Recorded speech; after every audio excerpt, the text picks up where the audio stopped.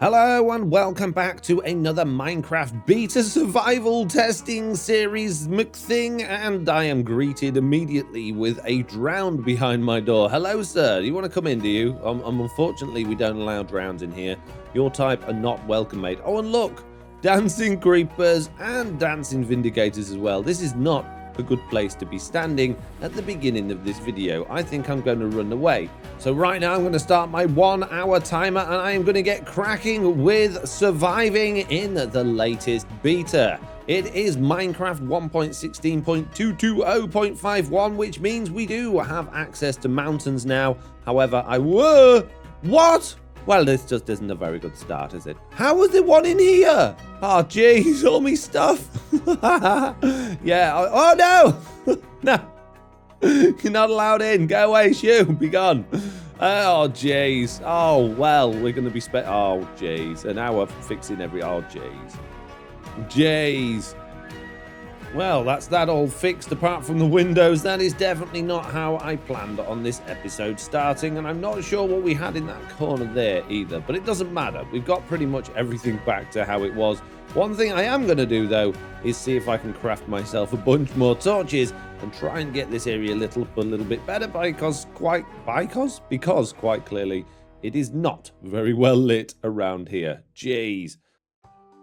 Anyway, now that all of that palaver is over with, I want to say thank you very much to the people that commented on the last video. They reminded me that fish exist in the world, and when you kill fish, you get bones, which you can turn into bone meal, which I can use to grow my large mushrooms. I didn't get any bones from that one. Perhaps it's only salmon and cod that give you it, but yes, we can effectively get a little bit of a bone farm going on here by just coming in the ocean and killing a few of these fish, although I just killed a bunch and got absolutely no bone meal from that. So maybe this isn't the most efficient way of getting bone meal, but thank you for the tip anyway. Yeah, absolutely none. I'm not going to waste my time doing that anymore, but I do appreciate the tip. And another bit of good news, see our lightning rod here, the one we had from the first episode that was totally glitchy and wouldn't stick to the walls anymore, it's been fixed. So we can have 2 lightning rods. Now, I don't know if it's a good idea having one inside the house. I'm pretty sure that's going to attract lightning inside the house. So I'm going to go and pop this one somewhere else out of the way so it can detract or attract the lightning somewhere else. And it looks like we've got a gathering inside of our janky little bridge thing here. Hello, chaps. How you doing? You're not supposed to be in that hole, but thank you for popping by. Jeez. It's Mob City round here. There's another one here. Excuse me, sir. I don't appreciate you on my bridge dancing about. Now, in the last episode, we managed to wrangle ourselves some sheep, and we managed to wrangle ourselves some pig. Another comment was, why don't you breed the pigs with beetroots or potatoes? Which, obviously, I tried to do it with carrots, but I didn't have any carrots. And the reason was, it was just I ran out of time. I'm doing these episodes for an hour at a time, so I just ran out. So there was no reason other than that I didn't. I probably did forget that you could do that, but I think I even mentioned in the video maybe I should try beetroots or something else as well, but yeah, just never got around to it. So there you go, we've now bred the pigs up with those, and let's breed the cows up a little bit, the sheep a little bit as well. And what I do want to do is go and find some cows. We want to expand this farm, we want to have lots of different animals in it, so I guess the next thing for us to do is see if we can go and wrangle ourselves some cows. And I think the desert's probably not going to be the best place for that, to be honest, but we're going to head over in this direction, since we've not been that way before. Now, I know there probably are already cows in a pen over at that abandoned village, but the whole point of this series is to explore and test and discover and basically try and find bugs in the game so that we can, well, alert the developers via the bug tracker so that they can get them fixed. And we're not going to do that if we're just sticking around the same area all the time. So we're going to go on an adventure. However, as I look across this sprawling desert, I am seriously regretting my idea of going on an adventure because it's miles away from anything else. However, there are a bunch of rabbits here, and if I had some carrots, I could lure them in. I guess I can sneak and try and capture these rabbits, and we'll take some rabbits home instead and get a little rabbit farm going. Come on, mate. Come on, be my friend. I just want to get you on a lead, mate. Go. Ha-ha! Gotcha. Only need 2. Come here, you. Get him. Get him. Got him. Come on, we can get another couple here. There we go. No. Yes. There. Just a baby. You. Come here. Come with your family. Here we go. We got many rabbits. Got rabbits on leads, mate. Let's go. Ow. Let's go. Oh, dear. The rabbit. Oh, jeez. I shouldn't be dragging them through the cactuses. This is a bad idea. And here we are. We are back home. We've got 4 rabbits with us. Let's get them into one of these pens and hope that they can't jump out. Oh, yeah. And I need to put some blocks there so they can actually get over, don't I? That would be helpful for these poor little rabbits. I've made it very difficult for them to get into their new home. There you go. You can all jump over there now and you can come in here. There we go. We have 3. Come on, last rabbit. Come on, that's it. This way. There you go. No, in. There we go. We have 4 rabbits in the pen, all desperately trying to get away from me. I will, of course, take my leads off them if I can. If this one won't, there we go. We got it. We got 4 rabbits. Amazing. But that's not cows. Let's go get cows. Jeez. And this time I'm going to head in that direction. In fact, you know what? No, I'm just going to go to the village. I'm just going to get cows from the village. Easier. And here we go, look. We've got a bunch of cows sat there waiting for us to come and collect them. 4 in total. That's absolutely fantastic. There's a couple of donkeys over there. We could use those. Donkeys coming up in today's bug report, by the way. Just in case you wanted a spoiler there. Should be quite interesting. But yeah, while I'm speaking of spoil, oh geez. So anyway, while I wrangle these cows back to the farm, why don't you guys sit back and watch today's feature? All on glow squids, mate. Glow squid, the problematic mob from Minecraft Earth, is now in Minecraft Bedrock Edition, dying before your very eyes in this little puddle of water here. And they have been in the game twice now. They were added in 1.16.210.59 and removed in 1.16.210.60 due to them being a little bit buggy. And they came back with the mountains in the, not quite the latest beta, the one before, which was 1.16.220.50, and they're back with all of their functionality. And they do not emit light. They are just brightly textured, which means that they don't have a shadow effect on their texture at nighttime. So it looks like they glow, but they don't actually give any light off at all. They are just basically bright. So what do these squid do and where can they be found? Well, they don't do an awful lot. They just act like normal squid and they can't be found anywhere yet because we don't have the new caves in Bedrock Edition yet, which means we can only get them using creative mode.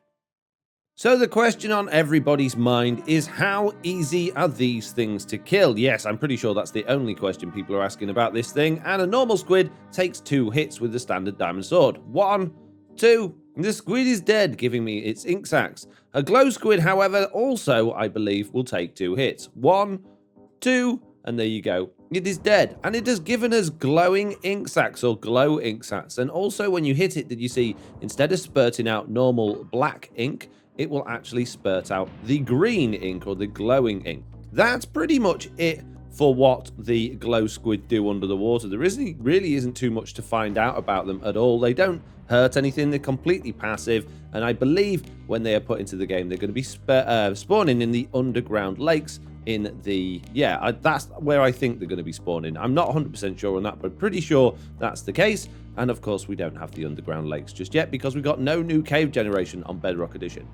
So popping ourselves back in survival, if we go to a crafting table with an item frame and a glowing ink sac, we can turn that into a glowing item frame or a glow item frame, and it really doesn't matter what orientation we do that. In fact, we don't even need a crafting table. We can do that in our personal inventory, and it is 1 for 1. You will get 1 glowing item frame for 1 glowing sac and 1 normal item frame. And the difference there is, as you can see here, the glowing item frames, although their actual texture there looks nice and bright, when you put them on the wall, you can't tell the difference. The only difference being at night is that this one is brighter. So if we put an ink sac in there and one in there, you can see that one's dark and that one's bright. Again, these are not emitting any light. It's just that they don't have the shadow, or basically their textures haven't been darkened at nighttime, which textures in the game, or the rest of the textures in the game, have been told to do.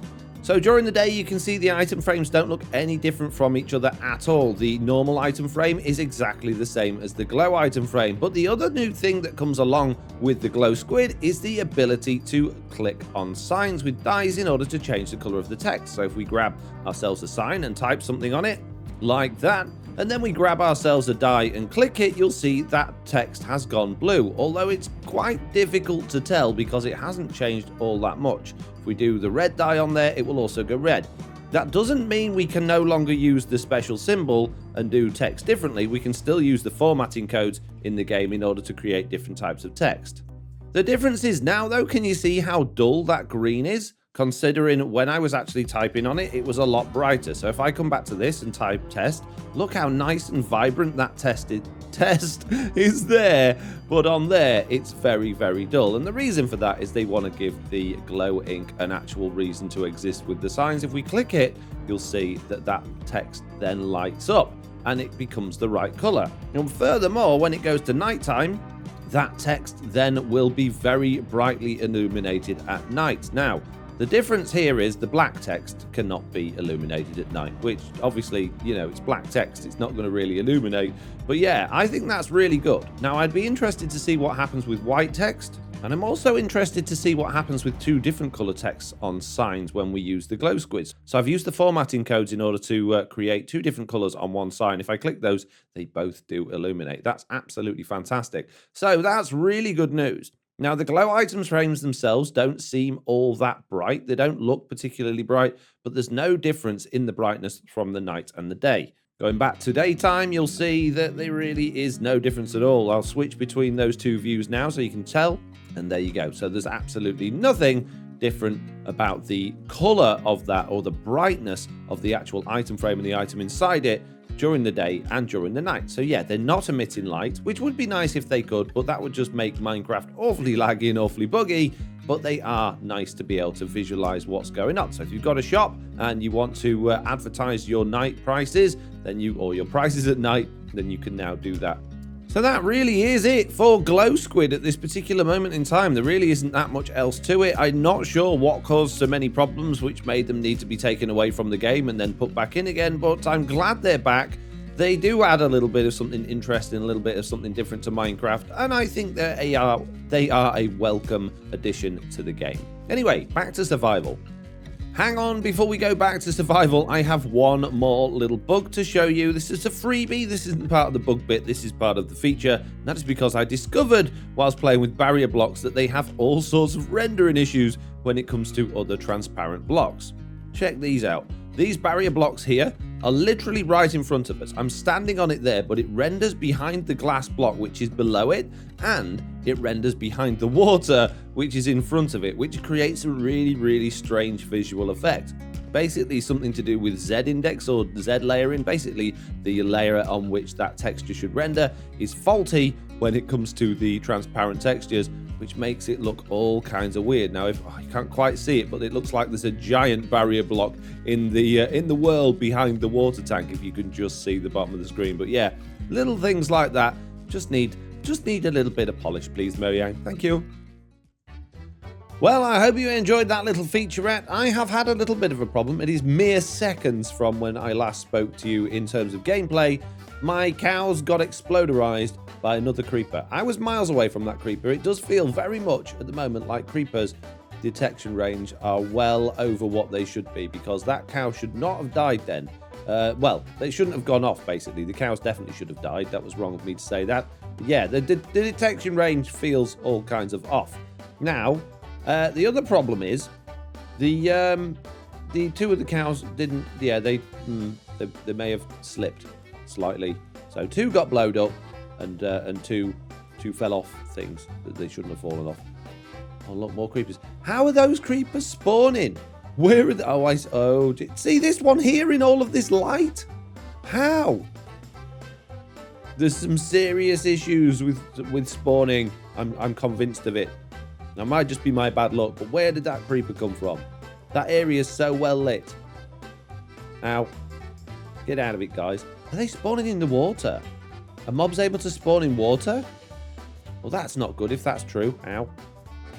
Get in there, cows. Quick. Quick before they come. They're coming, quick. There we go. The cows are back. They are getting shot, though, which is not good. Ow. Stop shooting me cows, mate. I need them. There is definitely some weirdness going on with these creepers because, again, this one seems to have spawned around all of these torches, so it can only have spawned in the water where it's dark. But I just had one again go off right next to me. Well, I say right next to me. It wasn't close enough to me to go off. Look, that one went off. I was miles away. I know we're playing with a lag simulated world going through a VPN, but that's not right, surely. Now, drowns, fair enough. I expect drowns to spawn in the water. I don't expect creepers and skeletons to spawn in the water, though. So I feel like some testing is required here because something feels really, really off about the spawning today. Way more than normal. Spawning aside, though, we've now got pigs, cows, rabbits, and sheep, which all need breeding up yet again. So I guess the next thing we should probably do is maybe try and get some things like horses and donkeys or other types of farmyard animals. Speaking of other farmyard animals, chickens, the only mob in the game that can reproduce on its own. We do not require 2 chickens to breed chickens because, of course, chickens lay eggs, which we can then hatch into more chickens, which is absolutely wonderful, which means I don't need to go off and find another chicken. I don't think there is any other animals in the game that can do that, at least. So yeah, very, very unique and useful animal. There we go, the chicken has been placed inside of the pen, and I could turn this into a miniature egg farm by putting a couple of hoppers around, things like that, but I'm not too fussed about that right now. I just want to gather all of the animals together, you know, and also lay some crops. We definitely want to get some crops growing. They're not going to be growing on the sand, though, so we are going to need more dirt and more places to place the dirt. Speaking of dirt, I am now chopping away another layer from our island in the idea that I'm going to then sort of replace all of this with grass and dirt and turn it into a bit of a veggie plot right outside our house. I think that'll be nice, and I think that'll be very helpful for us as well. And for anybody who is desperately wanting me to go off and find mountains, just remember that mountains have only had their first release. And what I mean by that is they are probably going to change somewhat significantly between the actual final release. They're going to be tweaked, they're going to be changed, they're going to be bugs will appear that will be fixed, and the generation might even change itself as well. So I don't really want to I'd go and find some mountains which are really, really rare and then have those set in the world, and then they do another update on mountains and make them different or even better and then be stuck with those. So that's the reason why I'm not going to do mountains just yet in this series. We'll certainly cover them as a feature, but in terms of actually going to them in survival, we're not going to do that for a while. So now that's all flattened out, we do have the problem that our mine entrance is right here. So what I might actually do is create the area around our portal to go down into our mine instead, because this area is just sat here doing nothing really. Or we could even turn the church into our mine entrance. That might not be a bad idea. So if we dig straight down like this way from underneath the church, I think that would be, oh, that'd make a fun entrance at least, wouldn't it? Although it does it looks a little bit well, broken in here, but it'll be fine. So yeah, we'll do that. Creating this new staircase down to the mine has reminded me that we've now got the new textures in the game, or for the ores at least, which I really don't know if I like. I mean, that doesn't look too bad actually in the world, but it just feels blurry. Do you know what I mean by that? It feels like it's not in focus compared to the rest of the blocks. Everything else in the game just looks so sharp and nice, where these, they look like they've tried to add way too much 3D depth to the ores, and it just makes them look blurry. I wish they would clean that up a little bit, maybe not try so hard to make them look 3D. Minecraft is a game with very flat textures anyway, and I think it suits that. I think that works. One of the ones I absolutely hate is this. The iron ore is awful, and excuse the pun there, that was not intended at all. Yeah, it's horrendous. It's so ugly. It's one of the most ugly blocks there is, and what's all of this horrible brownness about it? I get the little bits of iron that are through there, that's fine, but oh, it's gross. No, take it away. Take it away. I don't want to gather that. It's gross. Oh, geez. Please do more works on that. Okay, so while I rant about textures and dig my way down to the level that we like to mine at, why don't you guys check out some of the latest fixes that have appeared in these latest betas? Enjoy!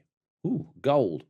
So for today's bug fix, I'm actually going to cover 3 different bug fixes because I think they're all interesting, but they're all not very big bug fixes. So first of all, pointed dripstone. We've now got the new dripstone block, which wasn't a bug, but it's nice to know that that's back in the game. But the dripstone itself will now actually fill up cauldrons. You can see here we've got the dripstone below the water and the lava. That will cause them to drip with the right color the right basically liquid. And if we turn the game speed up, you will see that that will fill up that cauldron very quickly. You'll see those drip really nice and quickly, and that filled up that cauldron with lava just from that. So we've now got infinite lava sources, which is absolutely wonderful. And a little bit of a bug to go with this is that I've used barrier blocks here. Yes, you can stick the pointed dripstone to the bottom of a barrier block, and by using the barrier blocks, you can see that water doesn't have a bottom texture, or side textures, depending on which way you look at it, which is kind of weird, but also kind of interesting.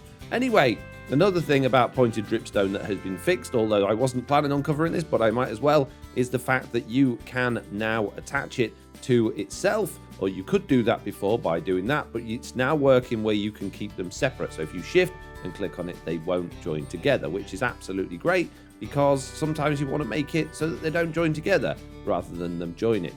The other thing about pointed dripstone is you can see there aren't as many lighting glitches. On the last video we did on pointed dripstone, there was all sorts of weird lighting glitches. We've got a little bit of one there going on, but it's not quite as bad as it was, which is better. The next bug fix is that drowns will supposedly hold the trident the right way round now when they're trying to attack you, which we've seen. Yeah, there we go. Look, we've seen so many times in this survival let's play them holding it the wrong way round.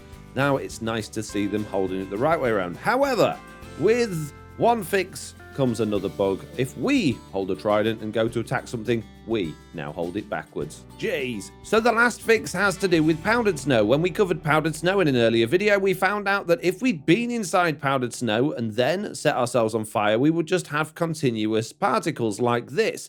Now this has been fixed because when we go over to this campfire here, we'll no longer keep basically giving off the particles. We do a little bit because we've been a little bit frozen, but that's just the one. And there we go. We just set on fire like normal. So it's not continuous anymore. So there you go. 3 bug fixes, 1 new bug, but that is it for that. So let's get back to survival. Well, there we go. Interesting stuff. Now I have reached the level that we like to mine at. So I'm just going to dig out a very, very, very small area for future minings to be done from. And then I'm going to go back up to the house and make more farm stuff. Now, while I was down here, I have found some gold ore, which I actually really like. Compared to the other ones, it doesn't feel too noisy. Now, there's still a lot of the 3D depth stuff going on there, but as a whole, it just doesn't feel as, I don't know, like the coal one. The coal one just feels too blurry. There's too many greys and blacks going on there. It doesn't work at all. The iron one, as we've discussed, I just don't think that works at all. I mean, we'll get used to it. It'll grow on us eventually. But the gold, I quite like. I would be quite happy for the gold one to stay in the game. But the iron one, please change it. It looks like some sort of weird zebra, mate. I don't think that's your sand block there, Enderman.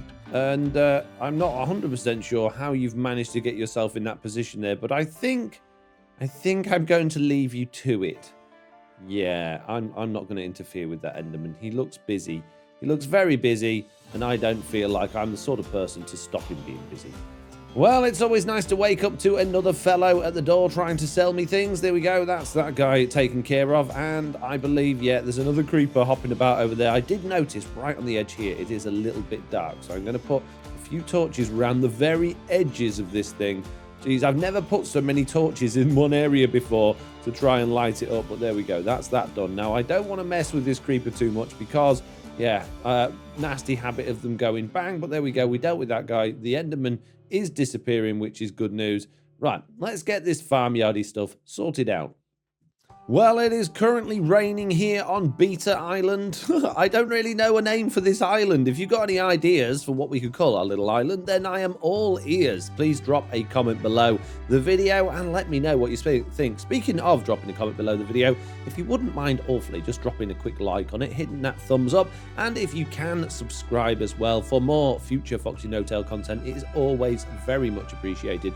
I do very much appreciate all of you. Anyway, I'm going to crack on destroying all of the horribleness of this island and making it look slightly less horrible. That's the plan, at least. Jeez. And there we go. That is pretty much most of that covered back in with the dirt. Now we've got a few bits where we could probably do with some more. We definitely need to go and put a load more torches down here as well, because I've destroyed quite a lot of those as I've been putting this down. But I've been having some nice ideas of how we can actually make this area look quite nice as well, with some paths and things like that going on. So yeah, lots and lots of work to do on this island to make it look good.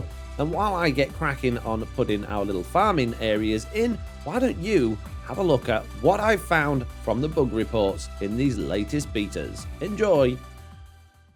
So bugs then, we've got a couple to show today, a little bit like the fixes we did earlier. We've got more than one, and we've got yet another Trident one. We already discovered that if we hold it, it will face the wrong way round, but also now if we hold it in first person, we get no animation when we're launching it. It is just completely fixed, so you've got no idea whether you're pulling it back or not, which is a bit of a shame.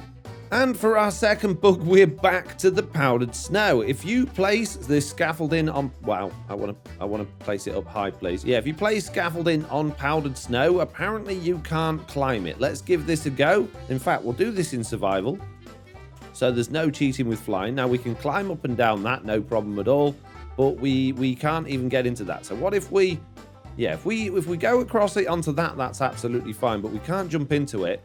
Now, what about if we got leather boots on? Equipping myself some leather boots, that means I can stand on the powdered snow. That means I can stand inside of that, and then there we go. I can get up and down it. So I don't know whether that's a bug or not. It is written as a confirmed bug on the bug report website, but whether or not that is actual a bug or not, I don't know, because, I mean, you shouldn't be able to jump up to it, really, because you're in the powdered snow, really, aren't you?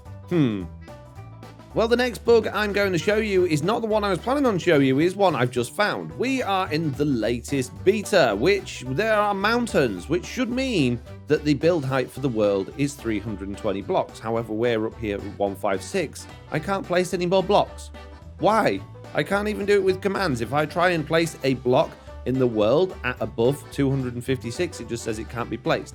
But we're in the mountains, so maybe in flat worlds, the build height is still 256, which is a little bit weird. Anyway, the bug I actually want to show you, if we can grab ourselves a saddle and pop it on this donkey. No, you don't want the saddle on, mate. Okay, well, maybe you'll just naturally walk off anyway. Donkeys will not take any fall damage. In fact, the player won't take any fall damage either. Now, I want to put the saddle on you, mate. There we go. There we go. Oh, no. I was going to go for a ride on that donkey. Jeez, is he going to die? Is he going to die? No. Oh, he landed on powdered snow, though, so that's kind of cheating. Jeez, let's go back up there. Let's see if we could do this a little bit more professional this time. Come on, there we go. Right, we have friendly donkey, wear saddle, and then we go off together, and we will fall to our doom. Please don't land in the water. There we go, and we can just carry on. Absolutely just carry on. The same goes for horses as well and mules. So, yeah, no fall damage at all when you are riding a donkey or a horse or a mule, which is nice to know. Very handy. Well, there you go. That's it for bugs today. I've got no more to show you right now. I guess you'll have to wait for the next episode for some more. Let's get back to survival. Well, you already know it, but I will declare myself yet again as a moron. I did, in fact, find all of these bone blocks when we went on our adventure to the Nether, didn't we? So, we can turn a lot of these into bone meal, which is going to be very useful for us because I've been... Whoa. How? Where? How? Why? I don't understand, game. Why you keep putting these creepers in places? Yes, I've been busy. I've been busy making this kind of janky, kind of weird looking little farm type area here. You can see I haven't gone for much farmland, but just enough to, like, I guess, have a few little plots growing out there. We've gone for some fences and some wood, and we've put loads of different materials in the floor. I've also done a stream around the side of the house because I just thought that looked quite interesting, and I've done it with intentionally flowing water just to make it actually look like it is a flowing stream. I quite like that idea, but I did want the bone meal, not just to grow more mushrooms, but also to just make the rest of this area just look a little bit more sort of rough and ready. Now you can see obviously I have knocked out quite a few of the torches as I've been building this, which is probably why we had yet another creeper, and the grass still needs to grow in a lot of these places as well. But yeah, I got a really nice sort of feel going on here. I really like how this is starting to look, which is great. I don't want all of these flowers, but I'm not going to get rid of every single one. We might keep some flowers around just to add a little bit of color and wildness to this. And it would be really nice if I could get some things growing, particularly wheat. Wheat looks really nice, particularly when it's not actually attached to a farm. If it's just sort of growing on its own in places, I quite like that. Now, we don't actually have an awful lot of things we can be growing at the minute. We've got some potatoes, which we'll chuck in here. Again, I'm not going to completely fill it in. I'm just going to have the odd ones in. We're not going to be living off this farm. It's just for fun. We've got some beetroots here as well, which we can do the same thing with, and maybe like plonk one or two of these around the area as well, as if like they've accidentally spread about a bit. I've also got some pumpkin seeds as well, which we can pop down here and have some pumpkins growing. And we've got some sweet berries, which don't really, obviously, they're not really farmland as such, but they might look nice around the area, just sort of growing wild bushes here and there. I think those will look good. Other than that, we've only got 2 wheat seeds, which I know we can get loads more wheat seed just by breaking the grass, so that's not an issue. But yeah, that's pretty much all we've got. The only other things I've got here that I wanted to add into this is just some leaves as well. I think putting leaves in the ground just makes it look a little bit like, you know, foliage, and like the area is just a little bit rough as well. So I think that all looks very nice. I'm very happy with our little farmy area that we've made today, but I would like to make some path work going around it all as well, linking it all together. But I think that's probably going to have to wait for another day. And how long have we got left of today's video? Because I feel like I've just about wrapped everything up. Pretty good timing. We have just over 2 minutes left, which means we could probably just about finally get to the end parts of our house. Now, I don't have any scaffolding, which is a bit of a problem. It would be nice to have some scaffolding to get up there, but I got plenty of blocks. I'm sure we can dirt block up there. I'm going to use spruce and stone brick. Now, we got a lot of stone from when I went down the mine earlier, so I can turn a lot of that into stone brick, and I would like some stone brick stairs as well, which means I would need a stone cutter, which we did have until the creeper rudely came and broke it for us earlier.